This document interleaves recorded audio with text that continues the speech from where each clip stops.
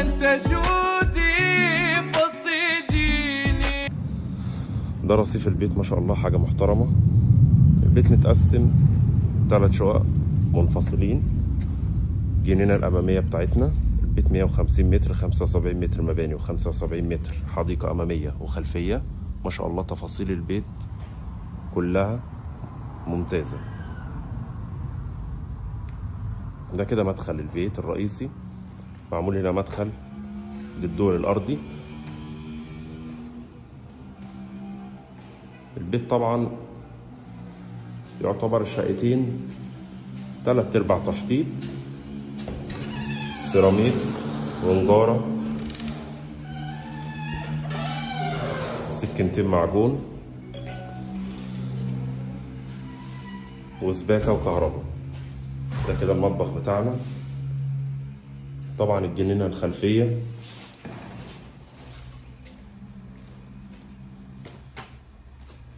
كبيرة، نقدر نعمل الردود اللي احنا عايزينه، مفيش اي مشكلة.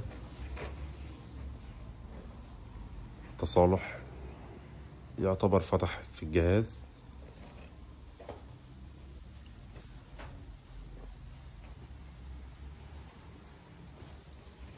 كل ده ردود نقدر ناخده. الشقة تصفى معانا 110 و115 متر، 3 غرف و2 ريسبشن كبار، مطبخ وحمام محترمين جدا. ده كده سلم البيت بيطلعنا على الدور الأول. الدور الأول برضو يعتبر 3/4 تشطيب. أكيد احنا لو هنزود أو هنعمل أي تقسيمة هنعدل في التشطيب ده كله طبعا.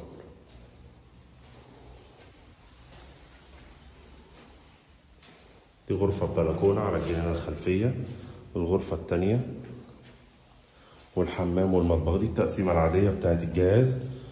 طبعا بعد التوسعة كل ده بيفرق معانا جدا. سلم البيت كله رخام ما عدا الدور التالت. الدور التالت خرسانات ومباني جديدة مكملتش شهر. ما شاء الله حاجة مخدومة جدا، تسليح وخرسانات. في ميزة تاني جميلة جدا، ان البيت على الشارع الرئيسي، بيطل على الطريق الرئيسي من الجنينة الخلفية. طبعا لينا باب مظبوط على الرخصة لان البيت نموذج دبل فيس. طبعا نموذج الدبل فيس بيبقى كويس جدا في زيادة المساحة عشان ما بيبقاش في ظهر جار او حاجة. دي كده جامعة زويل، ده البيت مباشر، القرية الكونية ونادي الزمالك. ده كده واجهة البيت ما شاء الله. البيت مش مجروح، جاي في وش ممر بين العماير. ده الطريق الرئيسي بيودينا على طريق الواحات والطريق الدائري، الطريق السياحي.